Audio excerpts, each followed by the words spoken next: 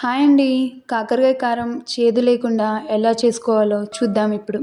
కాకరకాయలని చిన్న ముక్కలుగా కట్ చేసుకొని అందులో ఉప్పు, 1 టేబుల్ స్పూన్ పసుపు వేసుకొని ముక్కలకి పట్టేలాగా బాగా కలపాలి.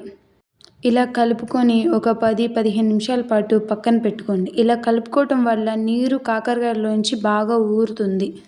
ఈలోపు మనం కారాన్ని రెడీ చేద్దాం. 1 కప్పు శనగపప్పు, 1 కప్పు ఎండు కొబ్బరి ముక్కలు, 2 లేదా 3 స్పూన్ల కారం, మీ రుచికి సరిపడినంత కారం వేసుకోండి. ఉప్పు, తగినంత ఉప్పు వేసుకున్న తర్వాత 4-5 రెమ్మల వెల్లుల్లిపాయలు పొట్టుతో సహా వేసుకోండి. 1 టేబుల్ స్పూన్ జీలకర్ర. ఇప్పుడు వీటన్నిటిని పౌడర్లా చేసుకొని పక్కన పెట్టుకుందాం. ఇలా ఫైన్ పౌడర్ లాగా చేసుకొని పక్కన పెట్టుకోండి. ఇప్పుడు పక్కన పెట్టుకున్న కాకరకాయలు నీరు ఊరుంటే అవి బాగా గట్టిగా పిండి ఇంకొక బౌల్లోకి వేసుకోండి. ఇలా పసుపు, ఉప్పు వేసి మగ్గబెట్టడం వల్ల కాకరకాయ అనేది సగం చేదు వరకు పోతుంది. కాకరకాయ బాగా ఫ్రై అవుతుంది. ఇప్పుడు స్టవ్ పైన బాండీ పెట్టుకొని 2 టేబుల్ స్పూన్ల ఆయిల్ వేసుకోవాలి. ఆయిల్ హీట్ అయ్యాక 1 కప్పు పల్లీలను వేసుకొని వేయించుకోవాలి. ఈ పల్లీలు బాగా దోరగా వేయించుకోవాలి. పల్లీలు వేగిన తర్వాత తీసి పక్కన పెట్టుకోండి. ఇప్పుడు అదే కళాయిలో కాకరకాయలను వేసుకొని వేయించుకోవాలి.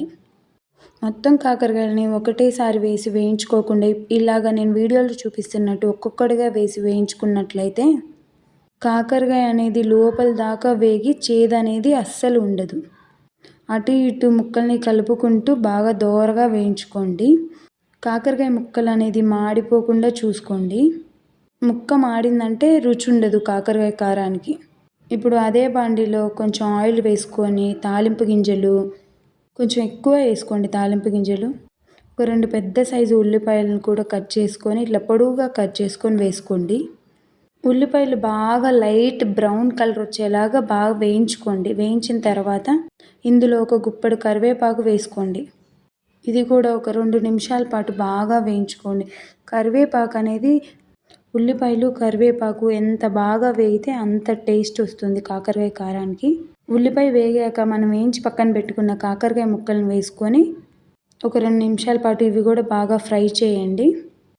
ఈ ఉల్లిపాయలతో పాటు ఇవి కూడా ఈ కాకరకాయలు అనేవి మగ్గుతాయి. మగ్గాక మనం ముందుగా తయారు చేసి పెట్టుకున్న కారం మొత్తాన్ని వేసుకోవాలి. వేసుకొని మొత్తం కలుపుకోండి. ఈ కారం బాగా కాకరకాయ ముక్కలకి పట్టేలాగా బాగా కలుపుకోండి. ఇందులోనే మనం ముందుగా వేయించి పెట్టుకున్న పల్లీలను కూడా వేసుకొని కలుపుకోండి. ఇంకంతేనండి. ఎంతో సింపుల్గా చేసుకునే ఈ కాకరకాయ ఫ్రైని మీరు ట్రై చేసి మీకు ఎలా కుదిరిందో నాకు కమెంట్స్ రూపంలో తెలపండి. కమెంట్ చేయడం మర్చిపోకండి. Please do subscribe.